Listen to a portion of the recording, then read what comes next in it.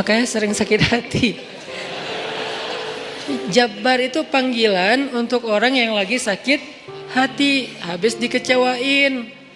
Dikecewain oleh apa? Banyak lah, tergantung circle kehidupan kita ya. Ada yang circle-nya lebih ke main, berarti disakitin sama gengnya. Ada yang circle-nya lebih ke romantis-romantisan, disakitin oleh mantannya. Ada yang circle hidupnya seputar masalah kerja, disakitin oleh vendornya, oleh partnernya, oleh teman bisnisnya. Soal circle family life kita disakiti oleh keluarga, anak, orang tua, pasangan, dan seterusnya gitu kan.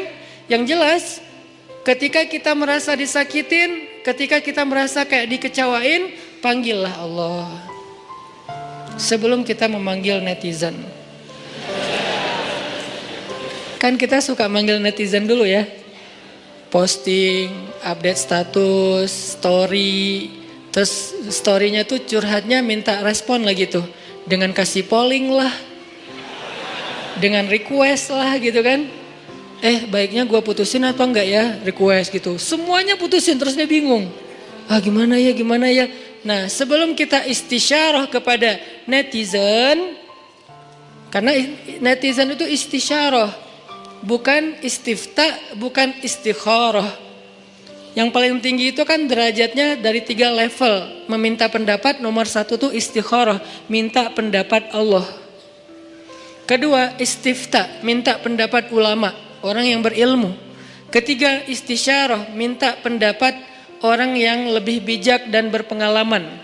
Termasuk kepada teman kita atau followers kita atau geng kita, itu istisyarah. Sebelum kita istisyarah netizen, ya ayyuhal netizen, sebelum kita pakai kalimat itu, atau ya ustaz, bahkan sebelum ustaz, ya kiai, ya syekh, maka ya Allah. Panggil Allah Subhanahu wa ta'ala. Manggilnya gimana Ustadz? Salah satunya selain kata Allah pastinya, karena itu kalimat yang paling mulia, kita juga bisa manggil tematik. Ya Jabbar. Ya Jabbar itu bisa 2. Sebetulnya 3 maknanya Jabbar, tapi yang lebih common tuh 2. 1, dipanggil untuk masalah-masalah yang sifatnya bukan hanya besar, tapi kayak kekuatan. Ya Jabbar, ya Qahar. Arti Jabbar dalam konteks itu yang perkasa, yang memaksa, ya Qahar, yang menaklukkan. Sehingga dipakailah kalimat Jabbar, Qahar, Aziz, kan kata-kata yang nama-nama yang perkasa gitu, untuk doa-doa yang sifatnya biasanya dipakainya dalam kondisi terzolimi. Ini doa-doa orang yang terzolimi. Kayaknya nggak perlu dihafal juga sih. Bukan gak perlu dihafal, gak perlu dipakai. Kenapa? Berharap kita tidak mendoakan orang yang zolim. Kecuali yang dizolimi dalam urusan agama. Kalau dizolimi urusan pribadi sih, mending jangan mendoakan orang yang menzolimi. Kenapa? Rugi. Mending doain diri sendiri. Ketika kita punya kesempatan doa kita diijabah, jangan kasih doa itu untuk orang lain. Rugi, walaupun bentuknya mendoakan atas keburukan, tetap rugi.